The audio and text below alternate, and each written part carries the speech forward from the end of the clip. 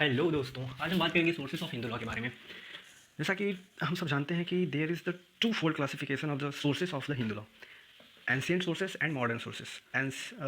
Hindu law के source को हम दो भागों में डिवाइड कर सकते हैं, एंशिएंट सोर्स और मॉडर्न सोर्स। तो चलिए पहले हम बात करते हैं एंशिएंट सोर्सेस के। एंशिएंट सोर्स चार सब डिवाइड है। पहला है shrutis, smritis, digest and commentaries and customs.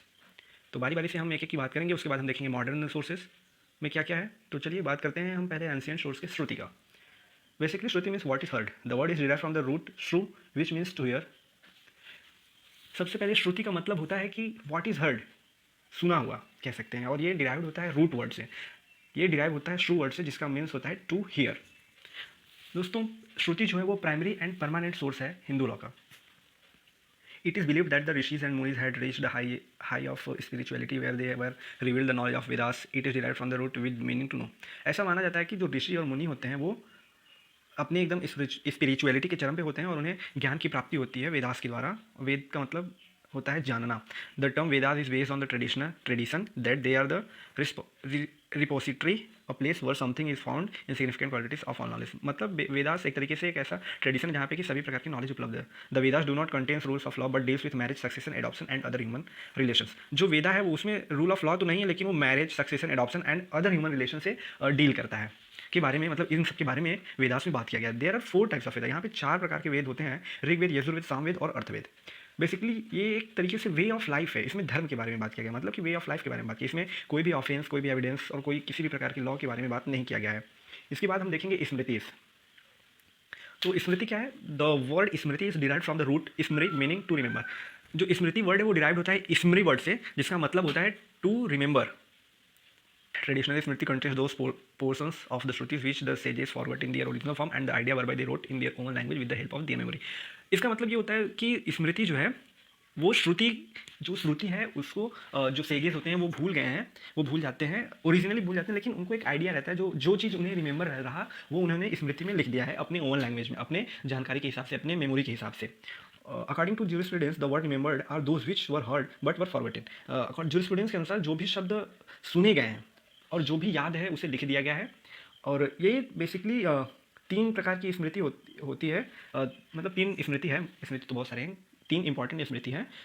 Manusmriti, Yajnavalkya Smriti and Narada स्मृति। दोस्तों, मनुस्मृति में बात किया जाता है तो ऐसा कहा जाता है कि यह स्मृति ब्राह्मण प्रोमिनेंट है, मतलब ब्राह्मणों को सर्वश्रेष्ठ बताया गया इसमें। और इस स्मृति में no right to women and Shudras, न तो महिलाओं को कोई राइट है और ना ही शूद्रास को।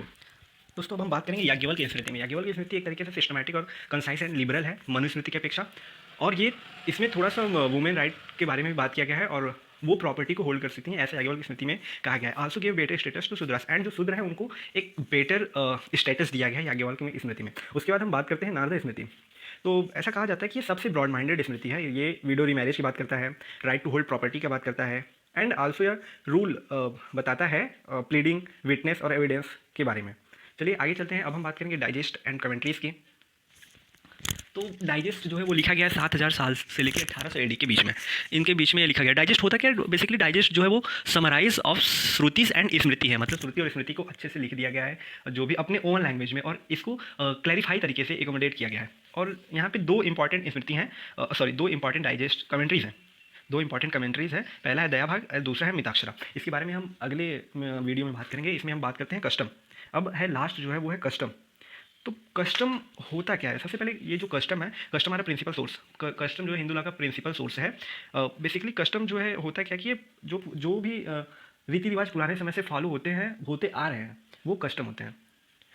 और बहुत सारे हिंदू लॉ ऐसे हैं जो कि कस्टम बेस्ड पे हैं, और जो भी डिसीजन होता है कस्टम बेस्ड पे भी डिसीजन दिया जाता है।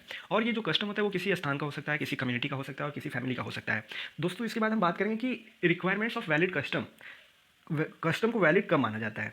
कस्टम को वैलिड तब माना जाएगा जब वो एंशिएंट होगा, वो प्राचीन होना चाहिए, कॉन्टीन्यूअस होना चाहिए, कस्टम लगातार फॉलो होना चाहिए, रीजनेबल होना चाहिए, कोई एक रीज़न होना चाहिए इसको फॉलो करने का, नो अगेंस्ट मोरालिटी के अगेंस्ट नहीं होना चाहिए, नो अगेंस्ट एनी लॉ, किसी भी लॉ के अगेंस्ट नहीं होना चाहिए, सर्टेनिटी होना चाहिए और कंसिस्टेंसी होना चाहिए। अगर ये सारी चीज़ें हैं तब हम मानेंगे कि कस्टम वैलिड कस्टम है। इसके बाद अब हम बात करते हैं मॉडर्न सोर्स की। मॉडर्न सोर्स को 2 कैटेगरी में डिवाइड किया गया है। पहला है लेजिस्लेशन, दूसरा है प्रेसिडेंट। और इसमें एक इंपॉर्टेंट बात ध्यान रखनी है कि justice, equity and good conscience को भी ध्यान में रखा जाता है। चलिए अब हम बात करते हैं प्रेसिडेंस की। प्रेसिडेंट की the doctrine of stay decide stated in India from the British rule, all cases are now recorded and new cases are decided based on existing case law.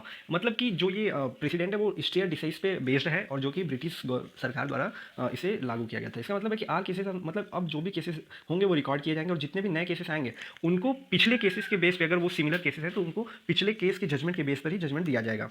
उसके बाद दोस्तों ब्रिटिश जो है वो इस्टेब्लिश करते हैं हायरार्की कोर्ट, और doctrine of president based on the principle of treating like cases alike was established today the judgement of SC is binding on all court. इसको छोड़, ये हो गया supreme court who decisions are binding on all courts except for himself. जो supreme court का case होता है वो हर कोर्ट पे, जितने भी लोअर कोर्ट होते हैं उन सब पे बाइंडिंग होता है, केवल खुद को छोड़ के, वो चाहेगा तो चेंज कर सकता है। और उसके बाद हम बात करेंगे लेजिस्लेशन का। दोस्तों जो लेजिस्लेशन है वो विटाल सोर्स है हिंदू लॉ का, और जो कि इसमें बहुत सारे ब्रिटिश पीरियड के टाइम में लेजिस्लेशन पास किए गए थे, जैसे Caste Disabilities Removal Act 1850, Hindu Widow Marriage Act 1856, Special Marriage Act 1872। ये सब जो है वो लेजिस्लेशन है जो कि ब्रिटिश गवर्नमेंट के टाइम में पास किया गया था, और ये भी एक विटाल सोर्स है हिंदू लॉ का। उसके बाद कुछ इंपॉर्टेंट इंस्टीट्यूट्स हैं जैसे कि हिंदू मैरिज एक्ट, और हो गया आपका हिंदू गार्जियनशिप हो गया। ये सब जो है कि वो इंपॉर्टेंट स्टैट्यूट्स हैं, और इसके बाद जो है कि हिंदू लॉ को कोडिफाइड कर दिया गया है, और जो भी लॉ है वो सब कोडिफाइड हो गए हैं और वही फॉलो होते हैं। अब अगले वीडियो में हम देखेंगे स्कूल्स ऑफ हिंदू लॉ। अगर वीडियो अच्छी लगी हो तो लाइक, कमेंट और शेयर जरूर करें। धन्यवाद।